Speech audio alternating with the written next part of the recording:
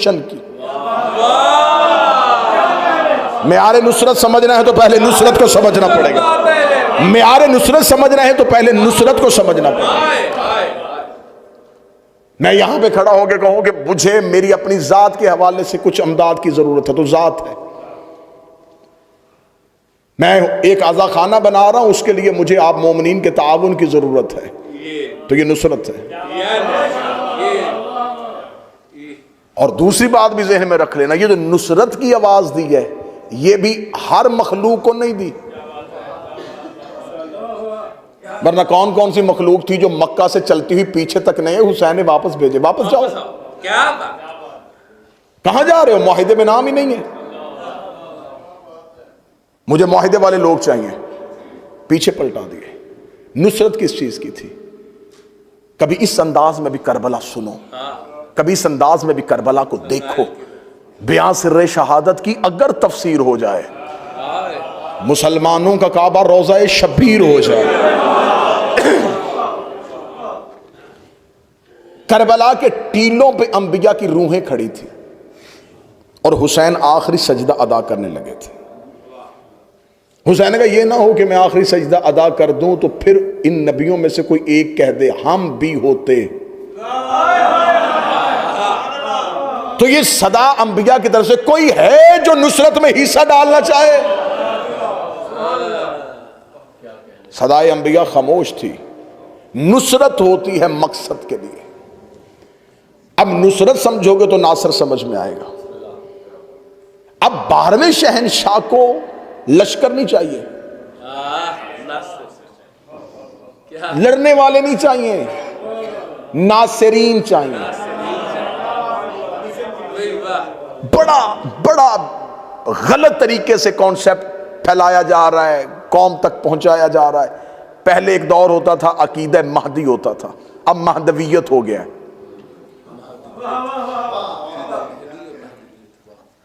हमें उसी अकीदे पे रहना है जिस पे मौला ने हमें रहने का हुक्म दिया था। हमें उस निजाम का ऐलान होगा तो हम निजाम के पीछे चलेंगे। उससे पहले किसी खुद साख्ता निजाम को हम इमाम का निजाम नहीं समझेंगे जब तक इमाम का खुद का निजाम नहीं आ जाएगा। जब इमाम ने क़याम ही नहीं किया तो अभी हुक्म क्यों? हुक्म आएगा जब इमाम क़याम फरमाएंगे। बड़ी समझने वाली गुफ्तगू है और आज का खलासा है। अभी इमाम का क़याम नहीं है, अभी सिर्फ तैयारी के दिन है कि नुसरत पे लिए अपने आप को आमादा करना है। कल मैंने 2 शर्तें पढ़ी थी और आज आगे चलते हैं। नुसरत के लिए पहली शर्त ये नहीं है, लोग ये समझते हैं कि शायद हम में से कोई बहुत बड़ा इबादत गुजार होगा तो फिर इमाम के साथ हमारी मुलाकात हो जाएगी। और ज़हन में रख के इबादत किया करो, ये जो तुम इबादत कर रहे हो ये अहले बैत पे एहसान नहीं है, तुम पे वाजिब है। ये कोई अल्लाह पे एहसान नहीं है कि हमने नमाजें पढ़ ली हैं तो ये हम पर एहसान है। जो बंदा घर में लाइटें जलाता है उसने बिल देना है, जिसने अल्लाह की नेमतों का इस्तेमाल किया उसने इबादत करनी है। अहले बैत के नजदीक आने के लिए इबादत शर्त नहीं है। हाँ, इबादत जरूरी है, इबादत के साथ इंसान के नफ्स की रूह की पाकीज़गी होती है। पहली शर्त यह है मवद्दत। जिसके लिए जिसके करीब जाना चाहते हो उसके साथ तुम्हारा ताल्लुक कैसा है, पहली चीज मवद्दत। मवद्दत पैदा करने के लिए पहले अंदर इश्क की आग जलानी पड़ेगी। बाहर से गेटअप तब्दील करने से बेहतर है अंदर से निजाम बदलना।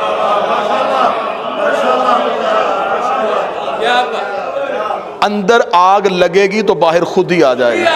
आए आया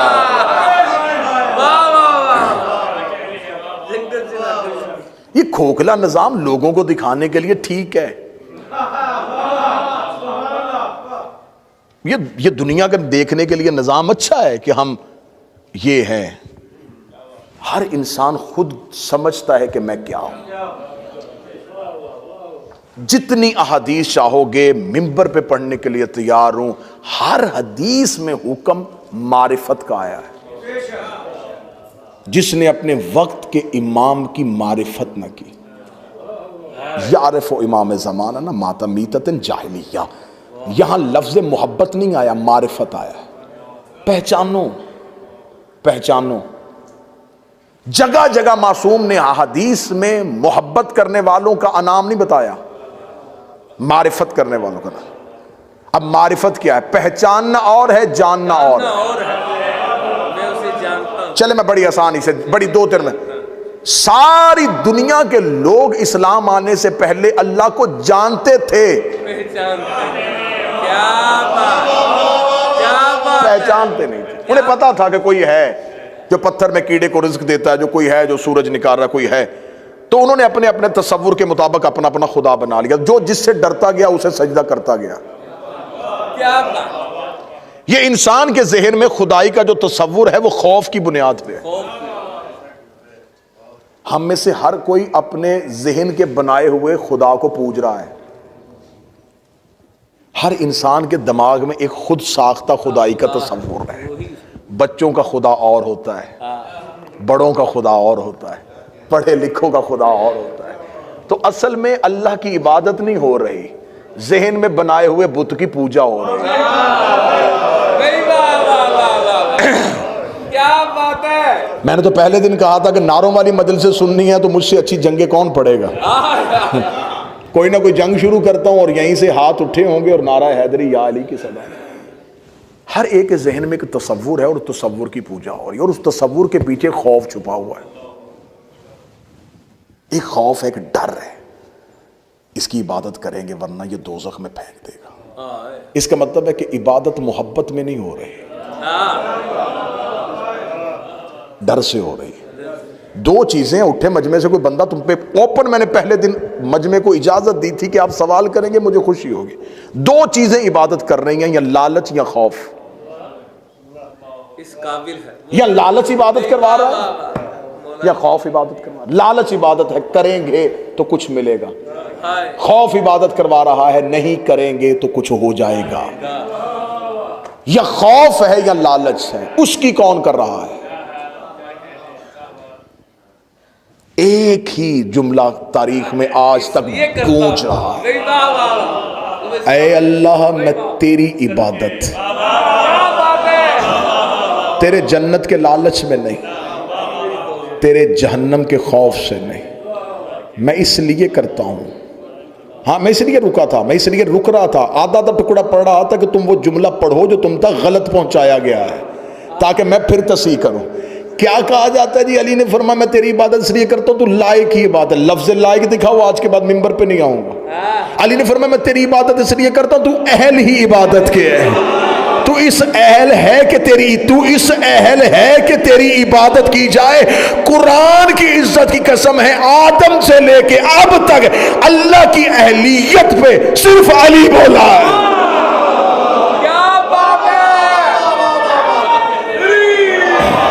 सिर्फ अली है जिसने अल्लाह की अहलियत पे बात की।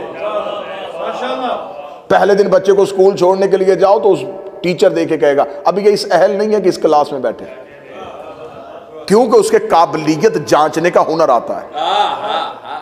मिंबर पे आप हर एक को नहीं बिठाएंगे, आपको पता है किसे बिठाना, ये किसके अहल है। तो अहलियत पे हमेशा वो बात करता है जिसको काबिलियत जांचने का हुनर हो।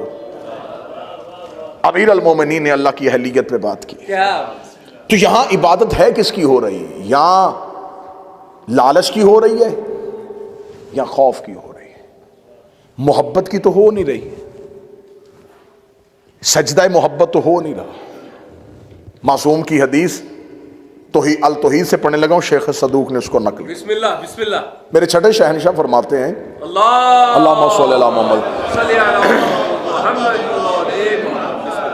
तुम में से हर कोई इस्म की इबादत कर रहा है। मौला फरमाते जो इस्म की इबादत करता है वो शिर्क करता है, जो सिर्फ मानी की इबादत करता है वो कुफ्र करता है, जो मानी की वजह से इस्म को झुकता है वो इबादत करता है। फिर हदीस सुन लेना, फिर सुनना। छठे शहनशाह फरमा रहे, मौला फरमाते जिसने इस्म की इबादत की उसने शिर्क किया, जिसने इस्म छोड़ के सिर्फ मानी की इबादत की उसने कुफ्र किया, जिसने मानी के साथ इस्म की इबादत की उसने इबादत की। अब इसकी वजाहत सुनना। अगर कोई कहे अल्लाह की इबादत कर रहा हूं तो अल्लाह इस्म है, कौन है, कैसा है, कहाँ है, तसव्वुर लेके आओगे तो पागल हो जाओगे। तो फिर एक इस्म के आगे झुक रहे हैं जिसे अल्लाह कहते हैं। मासूम फरमाते जिसने सिर्फ इस्म की इबादत की उसने शिर्क किया। किताब का हवाला दे दिया, अल तौहीद शेख सदूक। एतराज सोच के करना, मजहब जाफरिया का पहाड़ जितना कद है मजहब में शेख सदूक का। गैबत कुबरा के बाद अव्वलीन में से शेख सदूक हैं। उन्होंने हदीस नकल की, जिसने सिर्फ इस्म की इबादत की शिर्क किया। जिसने इस्म के अलावा अल्लाह के मानी की इबादत की उसने कुफ्र किया। जिसने मानी के साथ इस्म की इबादत की उसने इबादत की। सामने बैठे साइल ने देखेगा अल्लाह इस्म है तो मानी कहां से ढूंढे? फरमाया नहनु मानिउल इस्म, हम आले मोहम्मद उस इस्म के मानी हैं। तुम तक अल्लाह नहीं आया था, हम आए थे। हमने बताया था कि अल्लाह है। जिसने हमसे गुजर के इबादत की उसने इबादत की है। जिसने हमारी वजह से इबादत की उसने इबादत की। तो तसव्वुर इबादत ही अभी तक जमीन पे नहीं पहुंचा।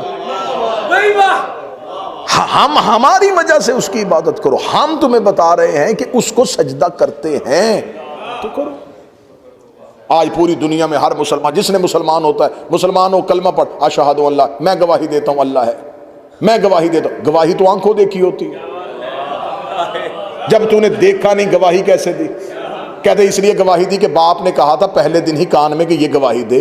बाप को बाप के बाप ने कहा था, उसको उसके बाप ने कहा था, उसको उसके बाप ने कहा था, हत्ता कि हमारे नबी ने कहा था, हमारे आइमा ने कहा था। तो इसका मतलब है ये गवाही तूने खुद नहीं दी, तूने सुन के दी है। उसने उससे सुनी, उसने उससे सुनी, उसने उससे सुनी, उसने अपने इमाम से सुनी, इमाम ने नबी से सुनी। मिंबर पे हाथ रख के बरमला ऐलान करके कह रहा हूं तुमने सुन के दी है, उन्होंने देख के दी है।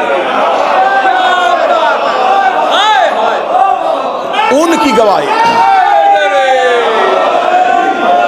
क्या बात है, ये उनकी गवाही ही गवाही थी। उसके बाद जितनी गवाहियां हैं वो कॉपी पेस्ट है। कॉपी पेस्ट है। क्या बात, ये मॉडर्न है। वो कॉपी पेस्ट है। उनकी गवाही के बाद हमने गवाही दे दी। उन्होंने गवाही दी तो हमने गवाही दी, उन्होंने दी तो हमने दी। इसका मतलब हमारा दीन उनकी गवाही पे खड़ा है। हमारा पूरा दीन उनकी गवाही पे खड़ा है। तो तसव्वुर इबादत कहां पे है? किसको सजदा किया जा रहा है, कैसे सजदा करना है, इबादत का तसव्वुर क्या है, इबादत का म्यार क्या है, इबादत कहते किसे हैं, इबादत होनी कैसे है? तो इबादत समझने पहले मैंने कहा कि जानना और है, पहचानना और है। जानने और पहचानने में फर्क। किसी एक बंदे को बाहर से लेके आओ जो मुसलमान ना हो, उसे को ये क्या है, वो कहेगा एक बुक है, ये जानना है।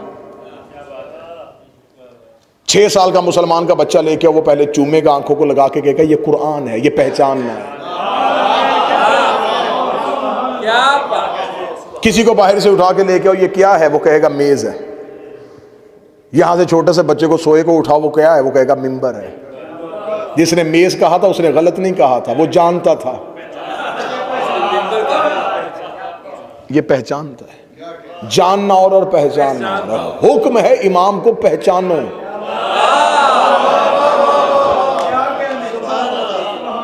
सारे मक्के के लोग जानते थे कि मोहम्मद सादिक है, अमीन है। इस्लामियात की किताबों में लिखा है कि वो अमानतें नबी के घर रखवाते थे, नबी से कहते थे। हत्ता कि यहाँ तक वाकया इस्लामियात की किताबों में हमारे बचपन में पढ़ाया जाता, शायद अभी तक सिलेबस में हो कि रसूल ने कहा अगर मैं तुम्हें कहूँ पहाड़ के पीछे लश्कर है तो मान जाओगे? उन्होंने कहा हम मानेंगे क्योंकि कह जो तू रहा है। इतना नबी पे यकीन करते थे कि वो कहते तू जो कहेगा हम मान लेंगे, हम सादिक मानेंगे, हम अमीन मांगे, अमानते तेरे घर रखवाएंगे, हर बात का फैसला तुझसे करवाएंगे, लेकिन तुझे रसूल अल्लाह नहीं कहेंगे। फजीलत का इकरार करने से कोई फायदा नहीं हुआ, क्योंकि फजीलत के इकरार से फायदा नहीं होता, हक के इकरार से फायदा होता।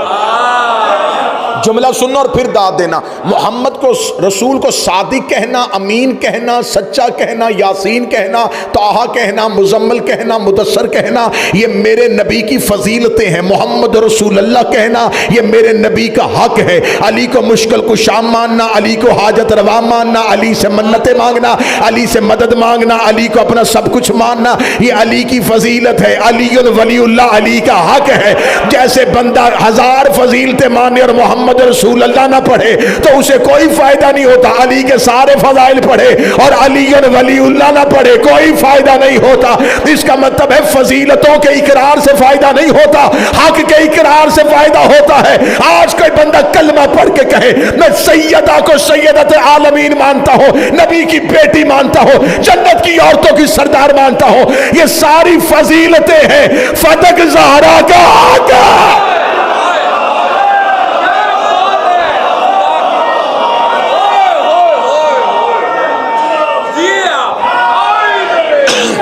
फतक हक के सैयदा है।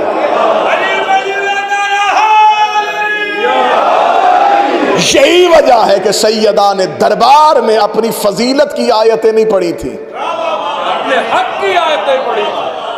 क्या बात। बीबी दरबार में कह सकती थी इन्नमा युरीदुल्लाह मेरे लिए आई है, आया मुबाहला में मैं गई थी, इन्ना तो ऐना कल कौसर खुदा ने मुझे कहा है। बीबी ने दरबार में खड़े होके एक आयत भी फजीलत की नहीं पढ़ी, सारी आयतें अपने हक की पढ़ी। फजीलतों को जानना जाता है, हक को पहचाना जाता है। अब हमने देखना है कि अहले बैत का हक क्या है।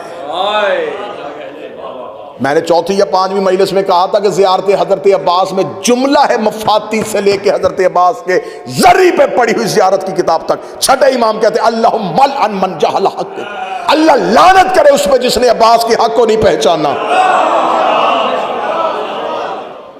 तो शर्त पहचानना है। सबसे पहली चीज यह है कि तुम अपने वक्त के इमाम को जान रहे हो या पहचान रहे हो। जब इमाम हुसैन अलैहिस्सलाम ने मदीना छोड़ा तो क्या अरब के लोग नहीं जानते थे ये रसूल का बेटा है? छोड़ो अरब के लोगों को, जो सामने कातिल खड़े थे वो नहीं जानते थे ये अपना रसूलुल्लाह है, कुरान की आयतें इनके घरों में आई हैं, यही मंजिल वही हैं और यही सब कुछ है। वो जानते थे। जो हुसैन के खैमे में बैठे थे वो पहचानते थे। जानने वाले कलमा पढ़ के भी लानती हो गए।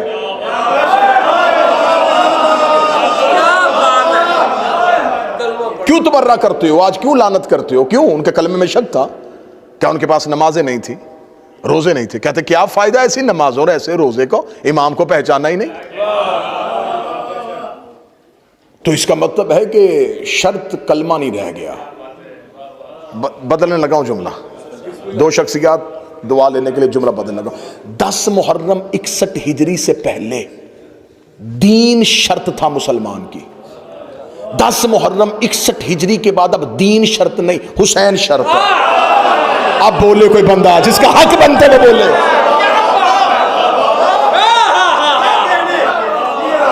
10 मुहर्रम 61 हिजरी से पहले शर्त दीन था। इसने जिसने ला इलाहा इल्लल्लाह भी पढ़ा, अली ने भी उसमें तलवार नहीं उठाई। बदर में शर्त और थी, उहुद में शर्त और थी, खैबर में शर्त और थी, खंदक में शर्त और थी। जो ही रसूल ने अपना आखिरी खुतबा दिया, रसूल ने कहा शर्त बदलो भाई। मक्के में ला इलाहा पढ़ने वालों को माफ कर देता था, मदीने में आके मोहम्मद रसूलुल्लाह शर्त हो गई।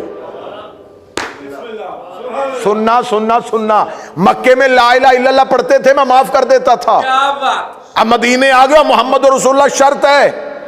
अब कोई सिर्फ अल्लाह माने और मुझे ना माने कोई फायदा नहीं। अब मैं दीन की शर्त हूं, जिसने अल्लाह को माना मुझे भी माने। गदीर में आकर रसूल ने कहा लो अगली शर्त सुनो। अब अली और वलीउल्लाह शर्त है।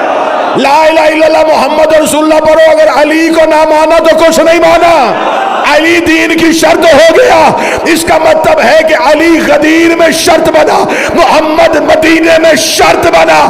इधर दीन करबला में पहुंचा, हुसैन का अब कोई शर्त नहीं, अब सिर्फ हुसैन शर्त।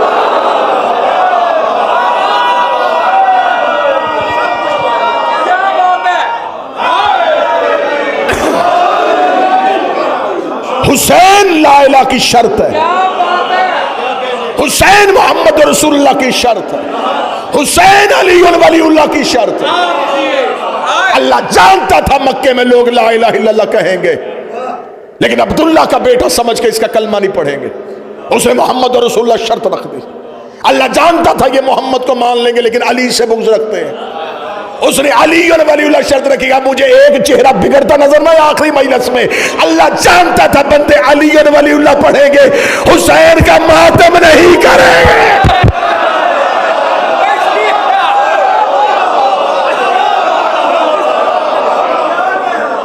उसने हुसैन शर्त रख दी। हुसैन शर्त है। अब कोई खड़ा होके कहे ना आजादारी हमें क्या देती है,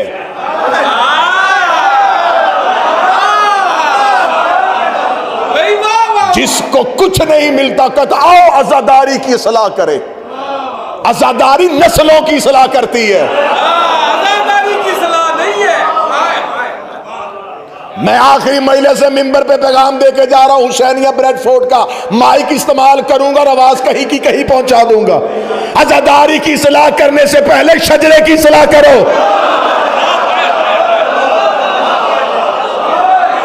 रिकॉर्ड दुरुस्त करवाओ, कहीं ना कहीं कोई कड़ी टूटी हुई मिलेगी। जो उठता है आजादारी को इस्लाह की जरूरत है, आजादारी को इस्लाह की जरूरत है, आजादारी को तुझे इस्लाह की जरूरत है।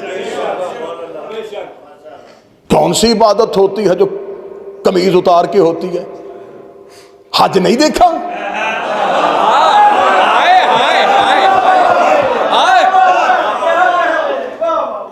क्या घनौना मजाक हो रहा है मेरे मजहब के साथ। पहचानना है हुसैन को, हुसैन शर्त है। नहीं तो 8वें इमाम का नेशापुर का खुतबा पढ़ना। एक और फरमा ला इलाहा इल्लल्लाह हिस्नी फमन दाखला हिस्नी अमन अज़ाबी, ला इलाहा कला है। क्या कहने 8वें शहनशाह मेरे मशहद के मौला, तू कह देता ला इलाहा घर है, ला इलाहा कला है। घर का दरवाजा हर किसी को पता होता है, कले का दरवाजा हर किसी को नहीं पता था। रसूल के बेटे का ला इलाहा इल्लल्लाह कला है, जो इसमें दाखिल हो गया वो अल्लाह के अजाब से बच गया।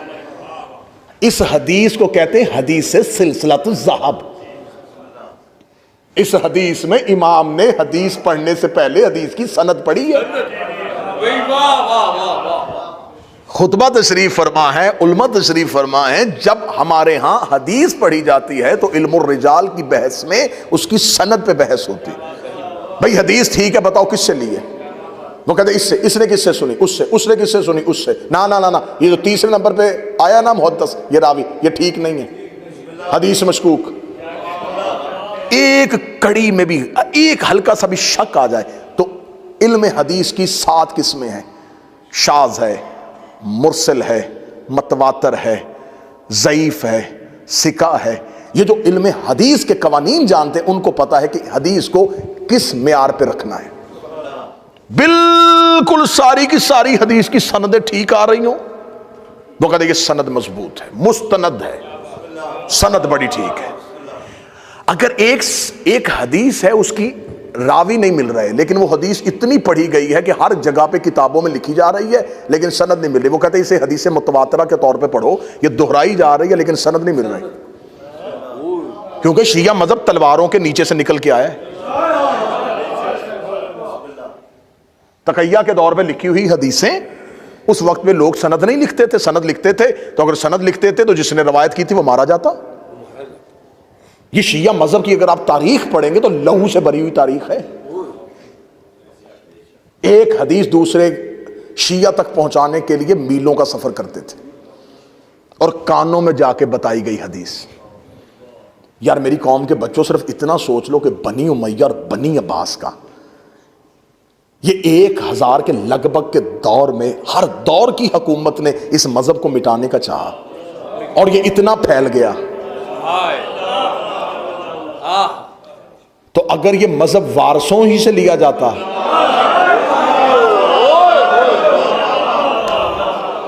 फिर मैं एक जुमला कहा करता हूं अपनी तकरीरों में, वो जुमला दोहराने लगा। जिस बीबी के एक खुतबे ने शाम बदल दी, अगर उससे कुरान की तफसीर ले ली जाती,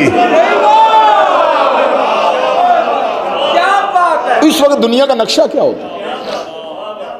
तो इस हदीस को, जो जिस हदीस का मैं हवाला देने लगा, ये 8वें शहनशाह ने हदीस कही, तो मेरे मालिक ने फरमाया, सनद पढ़ी पहले मौला ने, क्योंकि सरकार इमाम सादक के बाद मुहद्दिसीन पैदा हो गए थे, हदीसों पे जरा हो तादील होनी शुरू हो गई थी, हदीसों पे बहस होनी शुरू हो गई थी, ये हदीस नहीं सही, ये हदीस ठीक है, ये हदीस। यकीन करो, मैं कोई अजराह तफन्नुन, कोई मजाक के लिए, आपको हंसाने के लिए, कोई फन पैदा करने के लिए जुमला नहीं कहने लगा।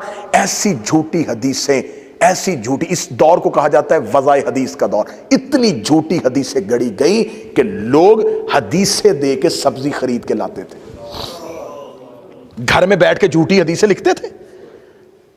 मार्केट में कोई दिरहम दिनार नहीं, जाके कहते थे ये हदीसें लो और हम मुझे सब्जी दे दो। तराजुओं पे तोल तोल के इधर सब्जी रखी जाती थी और इधर हदीसें रखी जाती। इस दौर को तारीख ने महफूज किया है वज़ाए हदीस का दौर, कि इस दौर में बड़ी झूठी हदीसें बनी है। और अहले सुन्नत ने भी छांट छांट छांट छांट छांट छांट के बाद में आके कहा ये सही बुखारी है।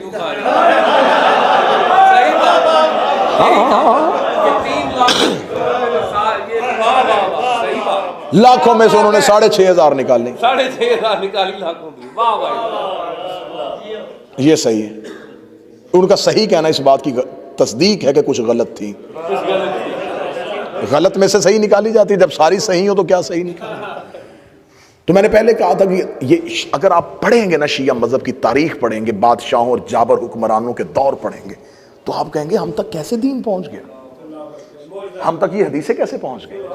अब मेरे 8वें शहनशाह को पता था कि इमाम के बाद, 6ठे शहनशाह के बाद वज़ाए हदीस का दौर शुरू हो गया था, मुहद्दिसीन पैदा हो गए थे, लोगों ने इज्तिहाद कर लिया था, लोगों ने इस्तंबात करना शुरू कर दिया था, अपनी तरफ से फतवे देने शुरू कर दिए थे, दीन की जड़ें निकालनी शुरू कर दी थी। इमाम ने ज़ीन पे बैठ के इमाम ने हदीस की सनद पढ़ी। इमाम ने कहा ये जो हदीस मैं पढ़ने लगा हूँ, मैंने अपने बाबा से, मैंने अपने बाबा इमाम मूसा काज़म से सुनी है, उन्होंने अपने बाबा इमाम जाफ़र सादिक से सुनी है, उन्होंने अपने बाबा मोहम्मद बाकर से सुनी है, और उन्होंने अपने बाबा हुसैन से सुनी है, हुसैन ने हसन के साथ बैठ के सुनी है, और दोनों ने अली से सुनी है, और अली ने रसूल से सुनी है, रसूल ने जबरील से सुनी है, और जबरील ने खुदा से सुनी है।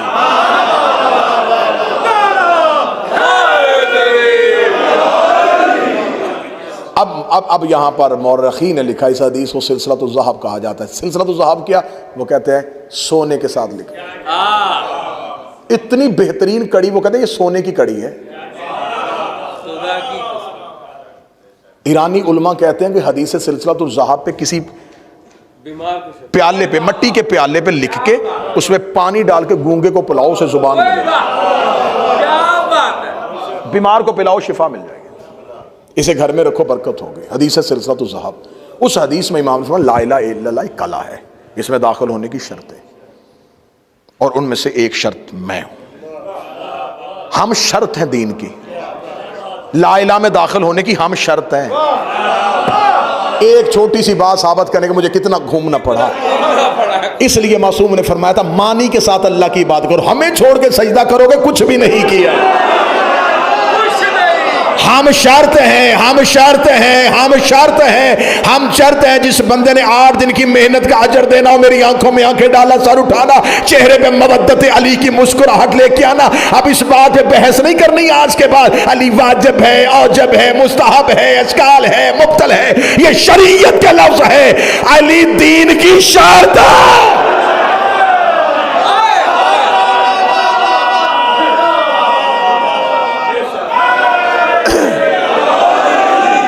अली दीन की शर्त,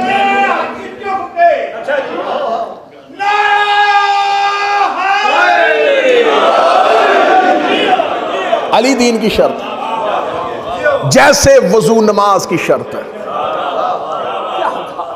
जैसे नीयत नमाज की शर्त। शरायत नमाज नहीं है तो फिर नमाज नहीं, शरायत दीन नहीं है तो फिर दीन नहीं। 10 मुहर्रम 61 हिजरी के बाद बदल गया असूल, अब हुसैन दीन है, अब हुसैन शर्त है, अब हुसैन दरवाज़ा है अली वलीउल्लाह का, हुसैन दरवाज़ा है मोहम्मद रसूलुल्लाह का, हुसैन दरवाज़ा है ला इलाहा इल्लल्लाह का। शर्त हो गई हुसैन। 72 ने शर्त को तस्लीम किया।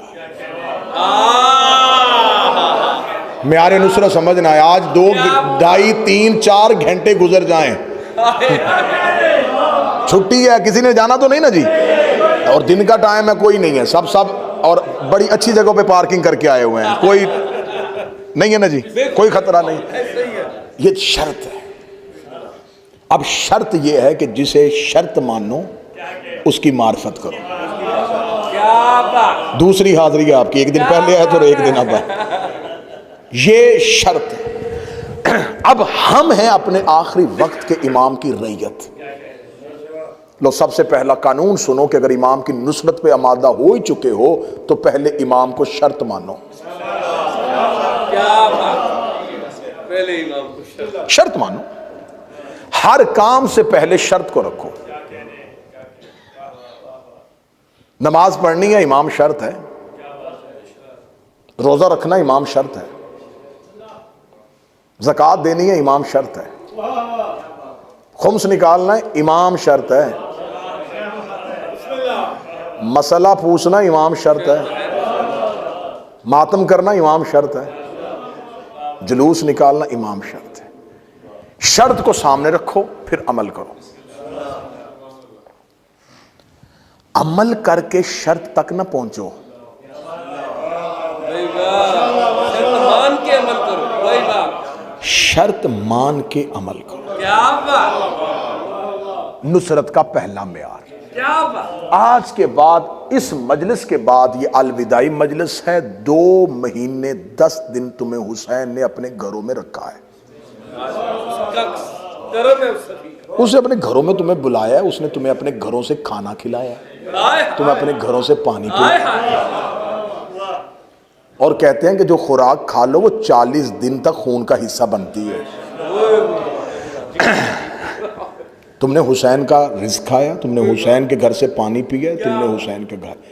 तो 2 महीने 8 दिन की जो हुसैन के घर की नौकरी की है, तो इसमें पहली चीज़ लेना कि आज के बाद अपने ज़िंदगी के हर काम में अपने इमाम को शर्त मान लो। हर चीज़ में अपने इमाम को, हर चीज़ में अपने इमाम को शर्त मानो। शर्त मानने से मुराद यह है कि मुकद्दम रखो अपने मौला को। मसलन मेरे इस अमल पे मेरा इमाम राजी है, अच्छा, मदद के लिए उन्हें हाजिर मान लेते हो। क्या बात है। हम मदद मांगते हैं, वो हाजिर हो जाते। तो जब गुनाह कर रहे होते हो, जब गलती कर रहे होते, शर्त इमाम है कि इमाम को इतना अपने ऊपर मुसल्लत करो।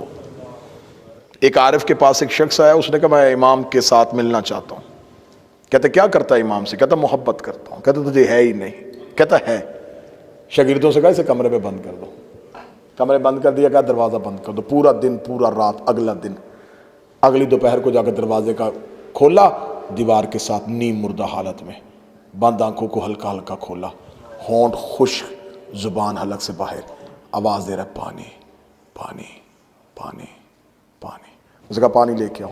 पानी लेके आए, छींटे मारे, प्याला दिया, उसने कांपते हुए पानी पिया। जब पानी पी चुका, वजूद में ज़िंदगी के असरात वापस आए। आंखें खोली, आंखें खोल के कहा मैंने तो कहा था कि मौला से मोहब्बत करनी है, ये आपने मेरे साथ क्या किया? उसने कहा पानी पानी पानी पानी क्यों कर रहा था? तेरी तो आंखें बंद थी। कहता पानी सोचता सोचता सोचता सोचता सो गया था, पानी मिल जाए। उसने कहा जितनी तलब पानी की है, इतनी मौला की कर।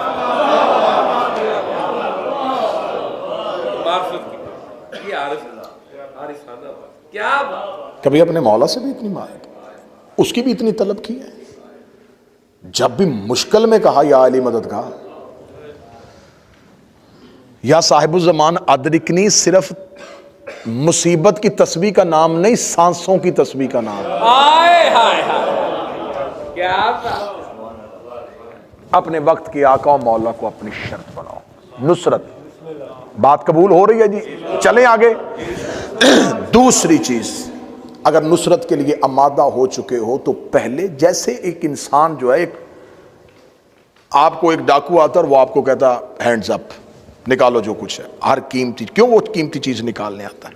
आप कीमती चीज निकाल देते हैं। आप, वो आपका वजूद आपको खाली करता है जो उसे चाहिए होता है। उसका काम होता है आपसे चुराना, इमाम का काम होता है आपको देना। तो अपना आप अपने वक्त के इमाम के सामने खाली करो, हर चीज अपने निकाल के अपने मौला के आगे फिदिया कर दो और मौला को पेश कर दो। जान, इज्जत, माल, औलाद सब वक्फ इमाम के लिए। जुबानी दावा नहीं, अमली सूरत में सबूत दो। अपने इमाम के सामने अपनी तमाम चीजों को फिदिया कर दो, अपने आका और मौला के सामने हाजिर हो जाओ। फिर अपने वक्त के इमाम की नुसरत के लिए ऐसे आमादा हो जाओ कि हर लम्हे आवाज को तलाश करो। किसी भी लम्हे आवाज कान में आएगी कि मैं आ गया हूं।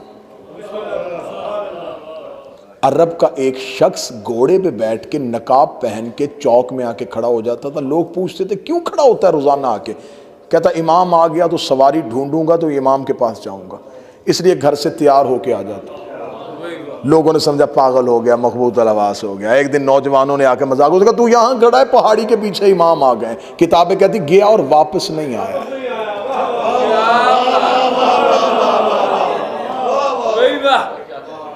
अरब की औरत एक बुरका पहन के सोती थी। किसी ने कहा बुरका पहन के क्यों सोती है? उसने कहा इमाम आ गए, बुरका ढूंढूंगी या मौला के पास जाऊंगी। मौला के आने का इतना यकीन हो कि हर लम्हा कान आमादा हो उसकी सदा सुनने के लिए। ठीक हो गया जी? इससे आगे चलो। इससे अगला म्यार क्या है नुसरत का? अगर तुम अपने वक्त के इमाम के लिए उसे शर्त बना चुके हो, उसकी मारिफत कर चुके हो, उस तक पहुंचने के लिए आमादा हो चुके हो, तो फिर अपनी जिंदगी का राजदान अपने इमाम को बना लो। बच्चा घर की तकलीफ आके किसे सुनाता है? मां बाप को, बड़े को। जो जिससे बड़ा होता है छोटा बड़े को तकलीफ सुनाता है। इमाम को बड़ा मान लो। क्या बात है। इस आज के दिन के बाद इस एक चीज पे अमल करके मुझे 10, 12, 14, 15 दिन बाद फोन करके बता देना कि इस अमल के बाद हमारी जिंदगी सहल हो गई है। अपनी हर तकलीफ अपने मौला को सुनानी शुरू कर दो। लोगों के सामने हाथ फैलाना बंद कर दो। रिश्तेदारों को तकलीफें सुनानी छोड़ दो। मजाक करते हैं, हम दर्द तुमसे सुन लेते हैं, कोई हमदर्दी नहीं करते, कोई तुम्हारी तकलीफ नहीं बात। अपने दिल की जुबान अपने इमाम के सामने खोलो। वो आमादा है सुनने के लिए, तुम सुनाने के लिए आमादा नहीं। आखिरी शर्त सुनो और मैं सलाम करूं। किसी माँ बाप का बेटा घर शाम को ना आए, सो जाते हैं। बहन का भाई ना आए, बच्चों का बाप ना आए। कितने साल हो गए तुम्हारे इमाम को गैबत में गए?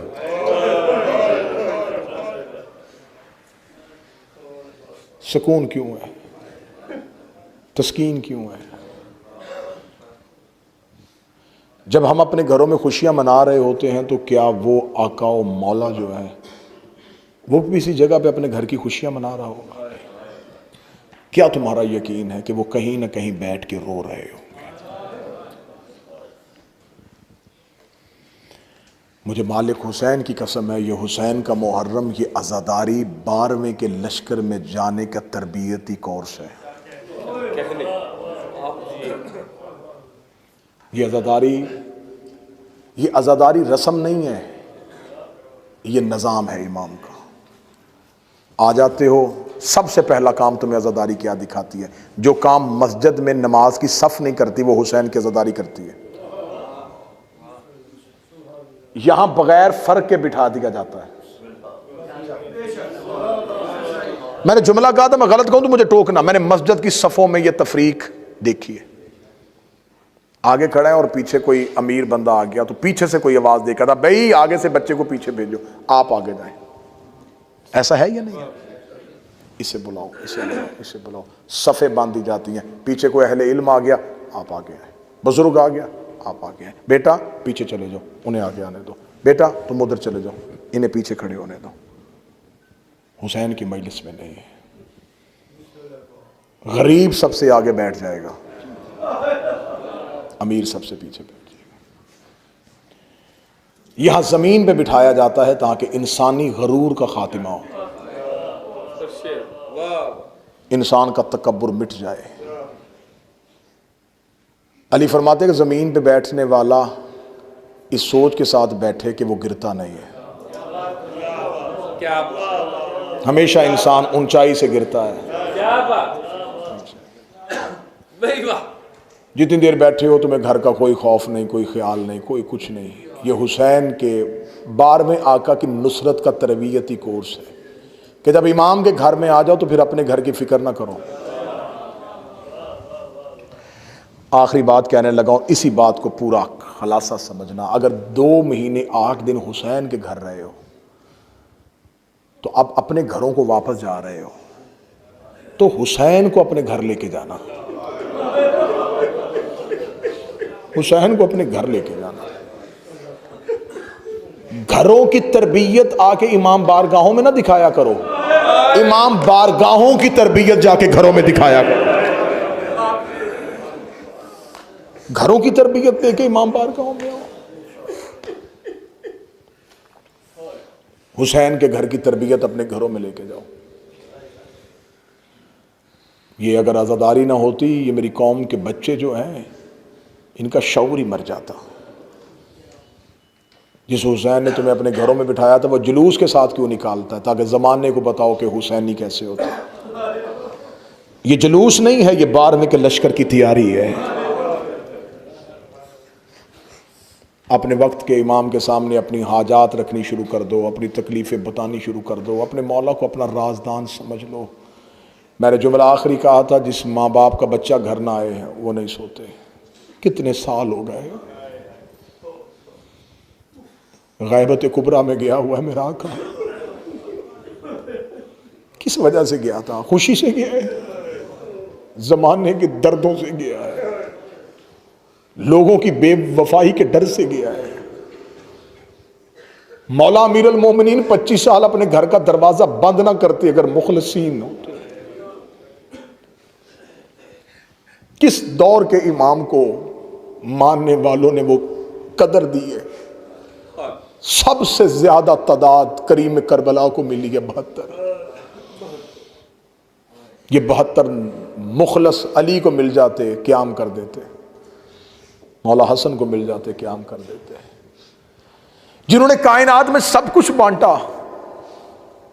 कोई तलवार से, कोई जहर से, कोई जिंदानों में। 11 हुज्जतें अल्लाह ने जमीन पे भेजी और खुदा ने कहा मैंने चाहा था कि तुम मेरी कदर करो। फाबी अय्यी आलाए रब्बिकुमा तुकज़्ज़िबान। मैं बार बार तुम पे अनाम करता गया, तुम बार बार मेरी नेमतों को झुटलाते रहे। अब तुम इस काबिल हो ही नहीं कि मैं अपना आखिरी चिराग तुम्हारे दरमियान जलाऊं। वो तौहीद के फनूस के अंदर जलाया हुआ है। बड़ी जल्दी है उसे इंतकाम हुसैन की, बड़ी जल्दी है उसे इंतकाम ज़हरा की। सतर कहूंगा जहां जहां सैयद बैठा है हाय की आवाज जरूर निकलेगी। हजरत अब्बास ने चंद घंटे सब्र किया था, 12वां कई सालों से सब्र कर रहा। आखिर हजरत अब्बास ने कहा था मौला या लड़ने दीजिए या फिर मरने दीजिए, मुझसे ये हालत अब देखी नहीं जाती। बस इसी को निसाब इश्क समझना, इसी ही को दर्स समझना, इसी को मजलिस सुनना, इसी को पैगाम समझना। तुम घरों को जा रहे हो और ज़ैनब शाम चली।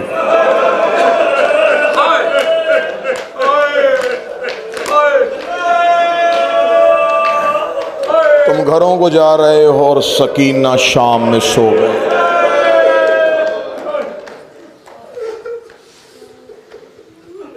कल से लिबास बदल जाएंगे। जो खुशियां अयाम अज़ा में आई और ना कर सके, वो खुशियां करनी शुरू कर दोगे। फिर अगले 10 महीने इंतजार हुसैन की आज़ादारी का।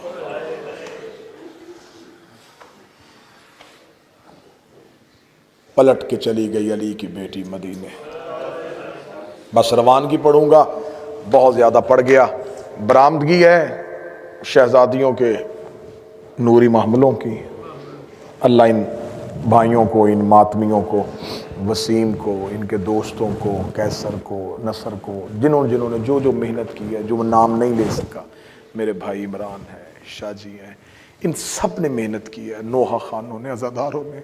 हुसैन की माँ तुम्हें किसी का मोहताज न करे।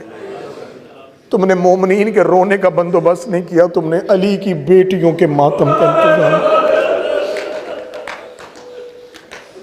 इतने दिन मेहमान रही हैं रसूल की बेटियां, तुम्हारे पास विदा हो रही हैं। अली की बेटी पलट के आ गई वापस मदीने, और मदीने आके बीबी ने रो के कहा, सज्जाद ये मदीना है। अब बड़े हौसले के साथ सुनते आना, है सज्जाद ये मदीना है। अल्लाह आपका साया कौम के सर पे सलामत रखे। बुजुर्ग हैं, अज़ादार हैं, है सज्जाद ये मदीना है। अम्मा मदीना है। कुछ ज़ाकिरीन अली भाई पढ़ते हैं कि बीबी ने आके कहा, सज्जाद ये कौन सा शहर है? नहीं, आलिमा गैर मुअल्लिम। बीबी ने कहा हाँ, ये इस जुमले में भी दर्द है। बीबी ने कहा मदीना है ना? हाँ मां मदीना है। बीबी रो कहती पहली बार बाहर से देखा। 28 रजब को गई थी तो अब्बास के पैरे में गई थी। अम्मा ये मदीना है। बीबी रो के कहती है, सज्जाद मुझे नाना की कब्र पे छोड़ा। मौला सज्जाद ने माँ का हाथ पकड़ा, कब्र मुस्तफ़ा पे लेके आए। बीबी देखती, सज्जाद आप वापस जाए, मुझे अकेली को नाना की कब्र पे रहने दे। मेरी शहजादी कब्र रसूल पे आई। बिहार में अल्लामा मजलसी ने बीबी का वो नोहा लिखा है। बीबी कब्र रसूल पे इमरान भाई, और काफी देर कब्र मुस्तफ़ा को दे के सिसकियां लेके रोती रही। थोड़ी देर के बाद बीबी ने नोहे की पहली सतर पढ़ी। मैं 4 सतरें पढ़ूंगा, मातम की तैयारी करना। बीबी ने पहली सतर पढ़ी। बीबी रो के कहती, नाना कब्र से निकल के पहचान में वही ज़ैनब हूं। बीबी ने दूसरी सतर पढ़ी। बीबी रो के कहती, नाना तेरी अजान बच गई, मेरा मुअज्जिन मारा गया। बीबी ने तीसरी सतर पढ़ी। बीबी रो के कहती, नाना तेरी नमाज बच गई, मेरा नमाजी करबला में रह गया। चौथी सतर पढ़ने से पहले अली की बेटी ने गठड़ी खोली। गठड़ी से हुसैन का तीरों वाला कुर्ता निकाला। कुर्ता निकाल के कहती, नाना एक बार कब्र से बाहर निकल, पहचान के बता, ये उसी हुसैन का कुर्ता है जो तेरी जुल्फे थामा करता था। ये उसी हुसैन का कुर्ता है जिसका लिबास जन्नत से आया था। कब्र मुस्तफा पे जलजला आ गया।